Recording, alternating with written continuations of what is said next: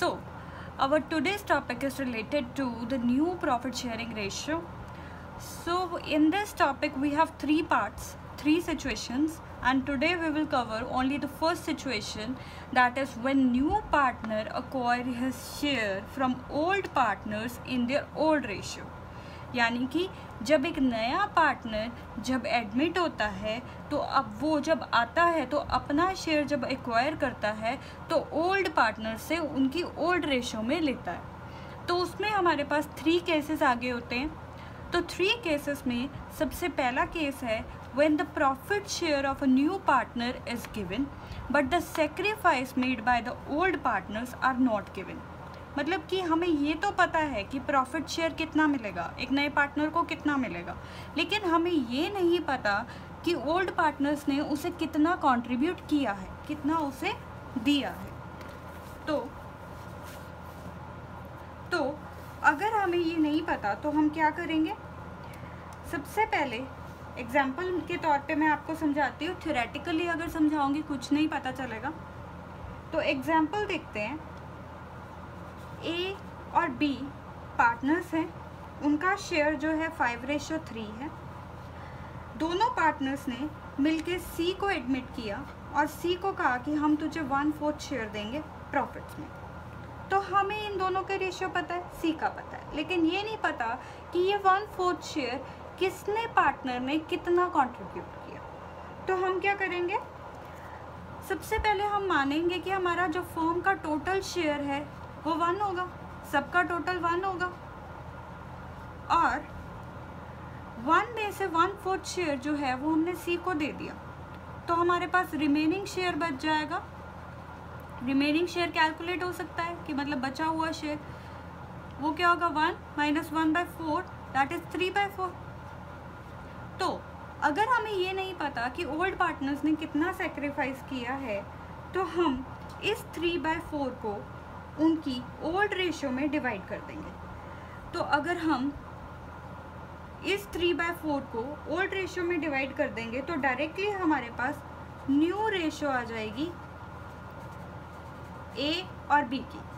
New share of A will be 5/8 जो ये old है into 3/4 that comes out to be 15/32। फिर ऐसे ही new share of B calculate करेंगे, that is 3/8 old into 3/4 that comes out to be 9/32। ये हमारा बी का शेयर आ गया। And new share of C जो कि हमारे पास है 1/4। तो इसको इनके साथ इक्वल करने के लिए हम 8 से मल्टीप्लाई कर देंगे क्योंकि डिनोमिनेटर सेम करना है, 32 बनाना है इससे क्योंकि तीनों का 32 है। तो 8 यानी कि हमारे पास रेशियो क्या आ गई, 15:9:8 जो कि होगी हमारी नई रेशियो। ठीक है जी, ये तो था हमारे पास केस 1। सेकेंड केस हमारे पास है दैट इज केस नंबर 2, जिसमें हमें दे रखा है कि when the share of new partner is given and also the new profit sharing ratio of old partners is given। यानी कि जब हमें when share of new partner is given, नए पार्टनर का शेयर भी पता है जैसे पहले पता था, and new profit sharing ratio जो हमने यहाँ पे कैलकुलेट की थी ऑफ ओल्ड पार्टनर्स वो भी गिवन है। तब हम क्या करेंगे, एग्जाम्पल देते हैं इसी में भी। एग्जाम्पल, ए और बी पार्टनर्स हैं और इन्होंने डिसाइड किया सी को 1/4 शेयर से लेके आएंगे, एडमिट करेंगे। फिर ये कहते कि फ्यूचर में ए और बी फ्यूचर में 2:1 में डिस्ट्रीब्यूट करेंगे। इन फ्यूचर जो भी प्रॉफिट शेयरिंग रेशियो होगी वो 2:1 होगी। तो हमें कैलकुलेट करना है नया प्रॉफिट शेयरिंग रेशियो। तो हमें तो ये क्या बता रखा है, न्यू प्रॉफिट शेयरिंग रेशियो बता रखी है। तो हमने कैलकुलेट करना है न्यू प्रॉफिट शेयरिंग रेशियो। तो जी देखते हैं इसका मतलब क्या हुआ। सबसे पहले टोटल शेयर निकालेंगे जो कि 1 होता है। रिमेनिंग शेयर सेम जैसे हमने ऊपर निकाला था, remaining share 1 - 1/4 that equals to 3/4। फिर existing partner shares being calculated by dividing the remaining share in the future profit sharing ratio। तो इस B पार्ट और A पार्ट में डिफरेंस क्या है, इन्होंने बोला हमें दिया कि जो ये न्यू शेयर जब हम कैलकुलेट करेंगे तो उसकी जो रेशियो होगी वो 2:1 होगी। मतलब कि जैसे हमने पहले ओल्ड रेशियो में डिवाइड किया था, अब यहाँ पे 5/8 या 3/8 नहीं आएगा, तो यहाँ पे आएगा 2/3 एंड 1/3। तो फिर new share of A equals to 2/3 into 3/4, क्योंकि हमने रिमेनिंग शेयर देखना है।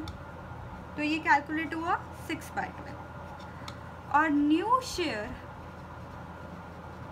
Of B equals to 1/3 into 3/4, क्योंकि रिमेनिंग शेयर 3/4 है। तो ये हमारे पास कैलकुलेट हो गया 3/12। और हमारे पास C का शेयर दे रखा था 1/4, तो उसको 12 बनाने के लिए 3 के साथ मल्टीप्लाई और 3 के साथ डिवाइड, तो ये 3/12। तो न्यू रेशियो क्या आ गई, 6:3:3, 6:3:3। समझ आया डिफरेंस। अब थर्ड सिचुएशन करते हैं, ऐसे ही हम थर्ड केस करेंगे। Case 3, when new partner acquire his share from old partners equally। यानी कि उसने बता दिया कि जो वो शेयर लेके आया है, जो उसने एक्वायर किया है इन पार्टनर से, वो इक्वली एक्वायर किए। तो एग्जाम्पल लेंगे। सपोज A और B पार्टनर्स है, इनकी रेशियो है 5:4। उन्होंने एडमिट किया C को as a partner for 1/10 share. और इसने बोला कि जब इसने ये 1/10 शेयर लिया तो जो ये कंट्रीब्यूशन 1/10 का है वो दोनों पार्टनर्स ने इक्वली किया। तो हमें new profit sharing ratio calculate करनी है। तो जी सबसे पहले हमारे पास है कि C का शेयर 1/10 है और इन्होंने बोला है कि 1/10 का इक्वल शेयर दोनों पार्टनर्स ने कंट्रीब्यूट किया। तो हम कह सकते हैं A और B कंट्रीब्यूशन या सरेंडर मीन्स अपना शेयर दे दिया, surrendered share equal to 1/10 into 1/2, क्योंकि हाफ ले लिया उसने, दोनों पार्टनर्स ने इक्वली शेयर ले लिया, दोनों पार्टनर्स ने इक्वली शेयर इस C पार्टनर को दिया, तो ये निकल आया 1/20। तो हमारे पास न्यू शेयर निकल जाएगा। तो A का न्यू शेयर होगा, पहले उसका शेयर था 5/9, फिर उसने 1/20 सरेंडर कर दिया था C को, तो उसका शेयर बच गया 91/180। ठीक है।